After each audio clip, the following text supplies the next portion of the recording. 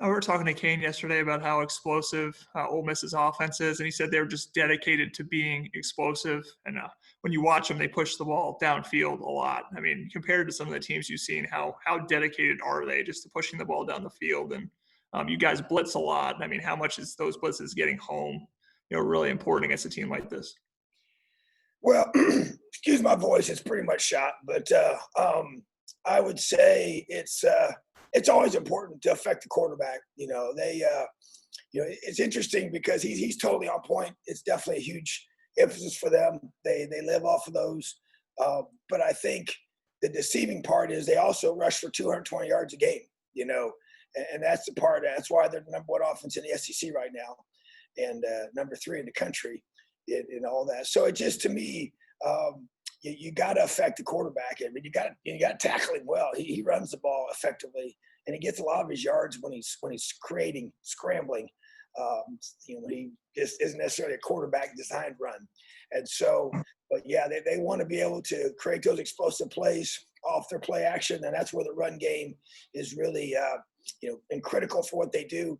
And they've got talented running backs. They got a bunch of them, and the receiver core just a lot of different guys that can hurt you. And so, to me, it's just about we got to do some special things to be able to affect that. I mean, they've done it against everybody. I mean, they're kicking an onside kick against Alabama to get the ball back to win the game. So that just shows you who we're playing in this bowl game, how talented they are and how explosive they are. All right, Rick, and then Matt Weaver. Yeah, Tom, I know you guys were on pause there for a while and hoping to get it all back together this week. What's the status of your team, and how close are you back to being normal? We're getting closer. We're not there yet. We basically have had 3 practices. So we practiced Monday and Tuesday and just got off the field right now. So it's been our 3rd one today. We'll go again tomorrow. We will not go on Christmas Day. But it's been a slow progression of getting guys back. Had to modify our practice plans and how we do things because of our numbers and limited numbers that we have. So we're still getting back. I mean, we're hoping to be from all the guys that have to go through the protocols for COVID to come back. We're hoping to have all those guys back by next Monday, would be the hope. Not for sure yet on all those, don't know all those answers yet. There's just a lot of things they have to go through testing wise. So, but there's no question it seems to getting a little bit better every day. And it's just a part of the process we go through. And I've spent a lot of time talking to our medical staff, and Kyle Blackman continues to do an excellent job for us and leading the charge there with getting these guys. They're just it's like it's a couple. We got all these different guys at different phases, different things what they can do, what they can't do, and whether they're working with our medical staff, trick staff, certain part of practice. Some guys are doing certain things in practice, but they can't be there for the whole time, just to kind of get them eased back into it. So we're just working together and feel good about it, but a lot better than we were a week ago, without question, but definitely not full strength yet. All right, Matt and Kevin Brockway. Hey, Coach. I know obviously one of the benefits of a bowl game is these extra practices and getting guys maybe who didn't play during the season, were scout team guys, younger players, some reps. With the condensed window, have you guys been able to do that a little bit this week? And if so, are there any young guys that have kind of caught your eye that maybe you didn't see a lot because they were on scout team during the season? Well, we've tried to do that, but as you mentioned, it's been compressed just because of the calendar itself. I mean, you don't have as much time between the end of your season and the bowl game because the bowl game dates are all the same as they used to be, and obviously our season was later. So, and then with our situation with COVID, we've that's limited those for sure. So we got a couple extra days in. The first 2 this week, kind of dedicated to that, focused on fundamentals and those guys that haven't gotten as many reps, more periods with them. I'd say a lot of our young offensive linemen that haven't got a chance to play as much. I think, Randy Holtz is one of those guys that we're just trying to bring along, and obviously big individual, and just want to see him continue to grow and develop. And I think that's a big thing. David Baker's another one. getting him lots of reps, and he continues to make plays and does a good job. I know Javon, we've talked about him before, but he's still young, hasn't played a ton, but has played some, and same with Tim in the backfield. And I just think all those young offensive linemen, Cam Knight is a guy that we think has a bright future here.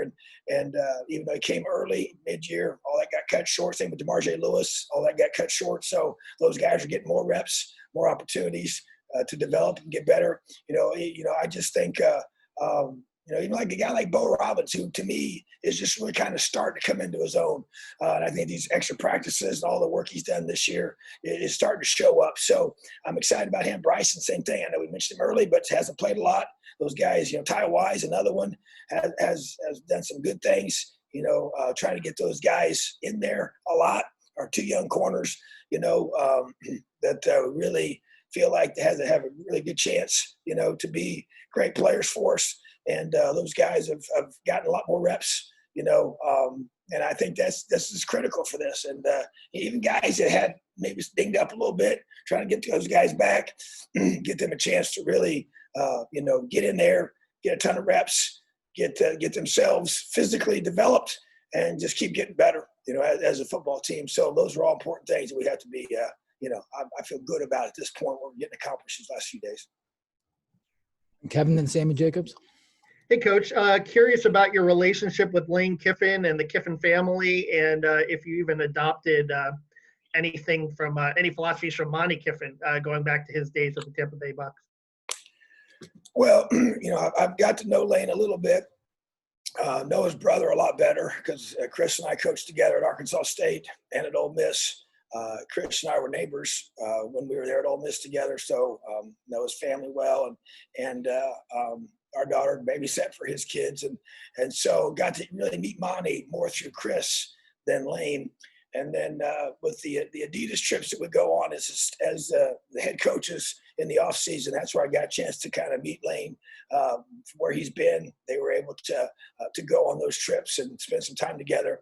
But Monty Kiffin's a special man. He's obviously tremendously gifted in his coaching, his knowledge and all that he has. And so I've had talk ball with him when we were at Ole Miss, and he'd come and spend some time with us, and we adopted some things conceptually. Yes, there's no question that over the years that we do and still continue to do from the things that he just always had. And to me, it was always kind of like, man, it just made sense as he would explain it, and the way that he thought and did things.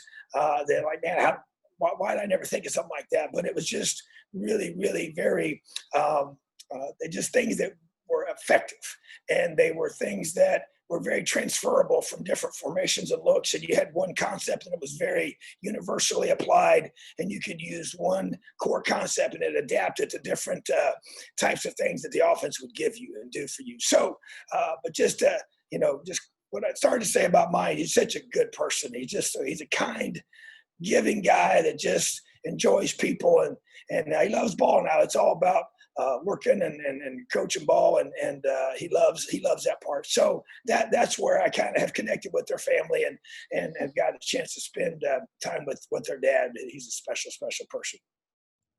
All right, Sammy, then Zach. Good afternoon, Coach. Two questions. One, regarding Christmas, are players going home who can go home, or are they staying on campus and you guys doing a team Christmas? Secondly, on special teams, kick return, Ole Miss has given up a whole bunch of kick returns. Is that going to change your philosophy on fair catching kicks and things like that, or is it just the look that you get and where the ball is placed when they kick off? Yeah, they've used a lot of different types of kicks, ball placement, as well as, from where it's kicked from to where it ends up being kicked to. So that obviously creates some things. And so we're obviously looking at all our different options, and we just want to make sure we're always doing whatever's best to maximize field position. And whether that's, if we feel like it's advantageous for us to, per the kick, both the placement and the hang time, if it's better to fair catch it, start at 25 without any chance of anything happening that's not positive, or we feel like that we have a chance to bring those out and return them. So we'll make those decisions and working through that at this point. And I think that, when you just think about your first question about Christmas, we have protocols here we have to follow. So we unfortunately are not allowed to have anybody to go outside of our bubble for Christmas. And so they can't leave. They're going to all stay here. We will practice tomorrow. Like I mentioned, we will have Sunday off, or excuse me, we'll have Christmas Day off from football. We're going to have a dinner together. Got some presents for the guys. Got a big old Christmas tree. Going to have a big old Christmas get together for our team. It's one of the sacrifices that these guys are having to make, which is not easy. I get that, and it's hard. But we're going to be together as our football family. And there'll be some that may come to choose to come to spend some time with their boys here for Christmas Eve and Christmas Day. And that's great if they can do that.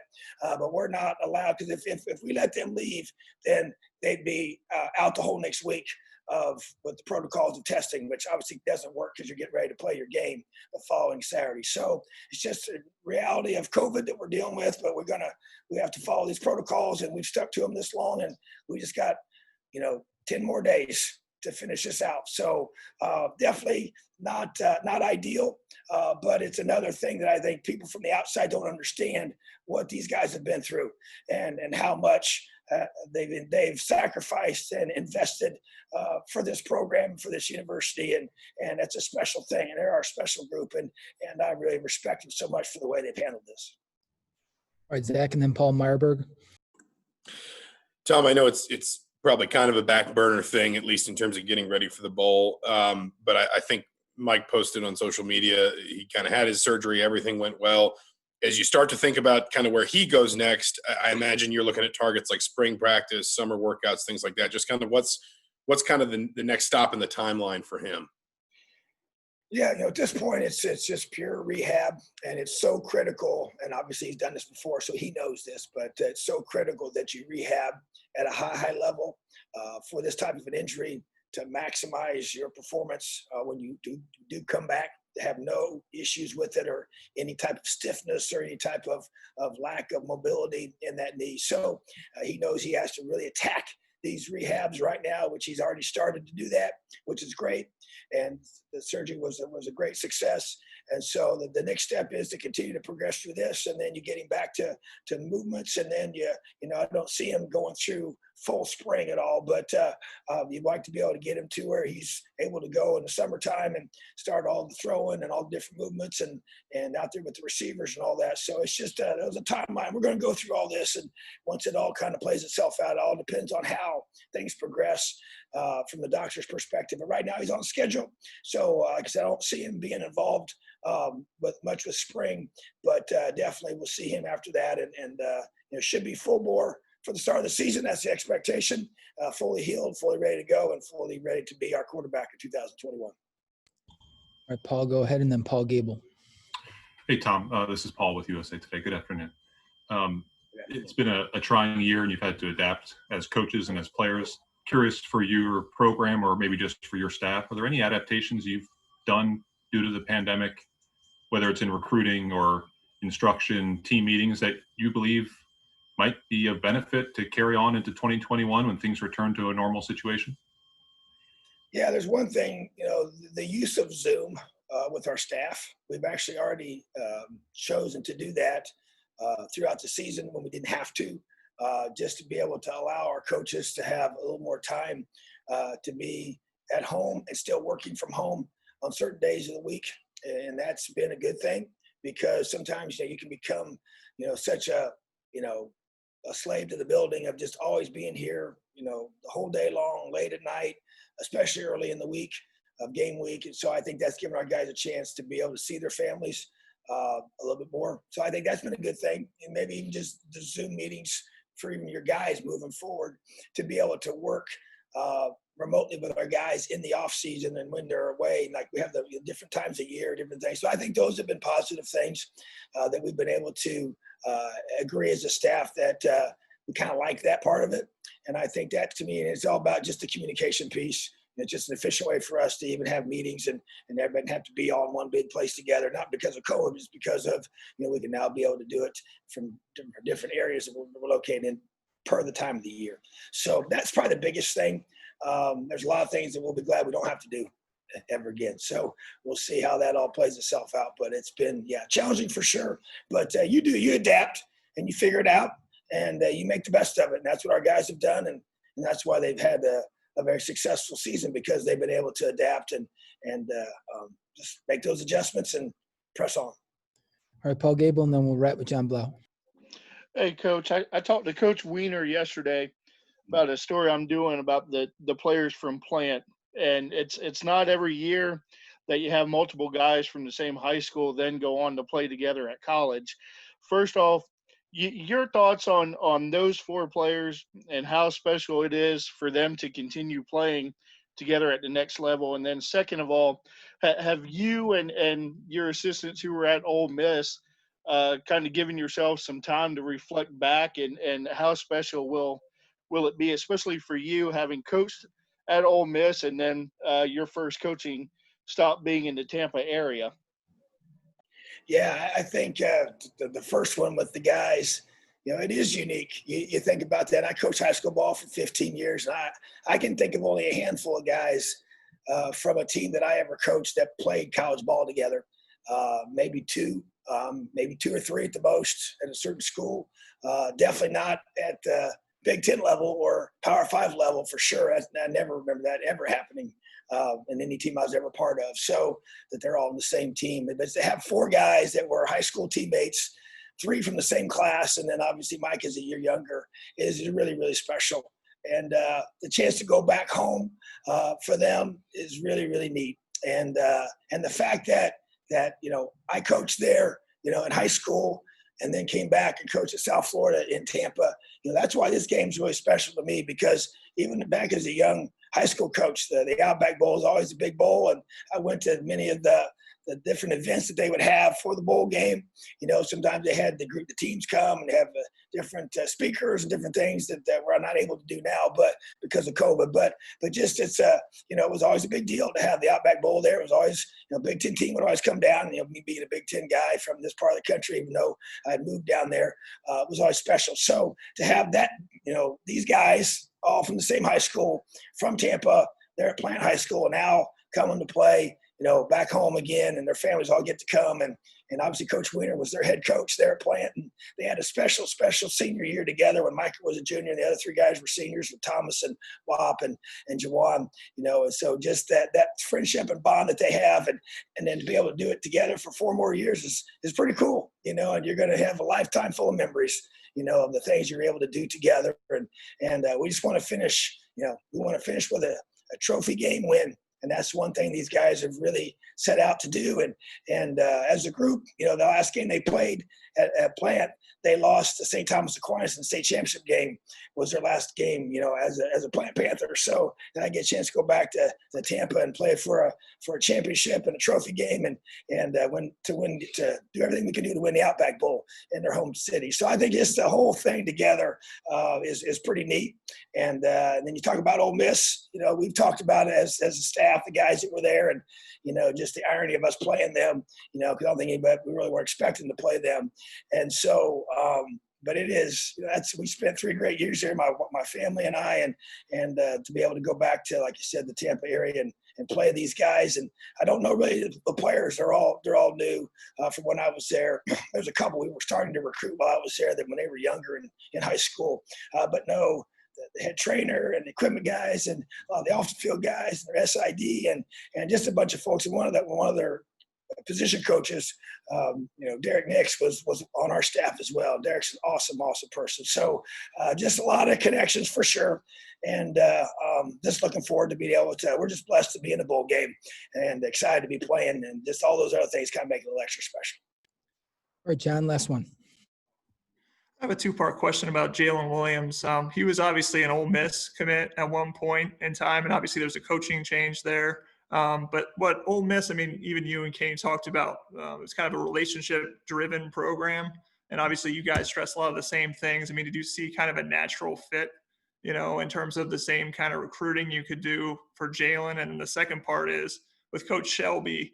Obviously he talked about, being able to push him to another level in terms of what do you really want? How much does relationships really drive into that in terms of gaining a player's trust and being able to push them to another level as another player? How much do you think that's part of that? I think it's the key. I do. And everyone may not agree how critical it is. I think it's the key thing. And he's probably the best example of that I could give right now on this current team. And you go back to your first part of your question about Ole Miss, and he was committed there, and just talking to his family. I mean, they would be the first ones to tell you that was the natural draw when they made the decision to decommit from there and with the coaching change, and then to commit to us, and just the faith and family emphasis that they felt they had at Ole Miss, and then was what they were looking for, and they saw that here when they came and as they got to know us. And I know on the visit, when they came on their official visit, you really get a chance to sit down with people face to face and really, talk through and share. And you've obviously been on the phone quite a bit before that all happens. But yeah, I think that the culture that we were talking about creating, because it was just in the beginning stages, was very appealing to him and his family. And it's what they value, which is what I say all along. So when you find recruits that value, and the families of those recruits, they value the very same things that you as a program value, and the things that are important to you are important to them. When those things align, that's called a great fit. And when I always talk about the fit of either a coach or the fit of a recruit, that's what I'm talking about. Because if those things aren't important to them, then, if relations aren't important to them, and if it's, if they really don't, really, really totally think that we're going to have an impact on his character, that it's just kind of, it is what it is. Whoever's around, he's around. But if they really believe that's a big deal, then they'll be drawn to us, And so that's why I think in time it gets revealed. And so it became very obvious to that family that this is where they want him to be. And then the next part of your question, I think is critical, because I feel like he was here for a couple of years and he did some good things, but we had a chance. I had a really good talk with his dad. Had a really good time with Jalen, and just said this thing needs to go to another level, and not just in football. We're talking about him as a man and things that he wanted to become, that he felt like he wasn't fully, fulfilling, in his development here. And it was him just deciding that he needs to ramp this stuff up. The things he was doing in his personal life, and even the things spiritually that he needs to grow in. He came to me out. He wanted that. His dad wanted that. And just to be able to just continue to build those things that you don't get to when you don't really know somebody, that you're not going to just open up about, and the things that he really wanted to become, and the even goals he had as a player, but it's all connected. And it's amazing when those things line up, even just academics and his academic performance. And hey, are you just going to just do what you're supposed to do, or do you want to become great? Do you really want to elevate all of this? And that, to me, is what happened with him. And so I'm not surprised at all that he's playing at an all-time high level since he's been here, which he is. And he was rewarded for that with being selected all Big Ten. And to me, I think he's just got to continue to grow this. But I think it all starts with being in the right culture, in the right environment, and that aligns with what you want. And then you got to respond. You got to buy into that. And you got to continue to let that relationship grow and get more and more, strong and more intertwined, to where you can feel like, hey, I can come and we can talk about anything. And I have the confidence to challenge you on these things that sometimes are a little uncomfortable, because I'm saying, hey, you need to make these adjustments if you want to be where you say you want to be. And so he did that, and he's playing at a high level. So awesome to see. And it's another example of guys that chose to come here and are taking full advantage of the opportunity they've been given. All right. Thank you, Tom. Appreciate you guys. Have an awesome day, and Merry Christmas. Leo.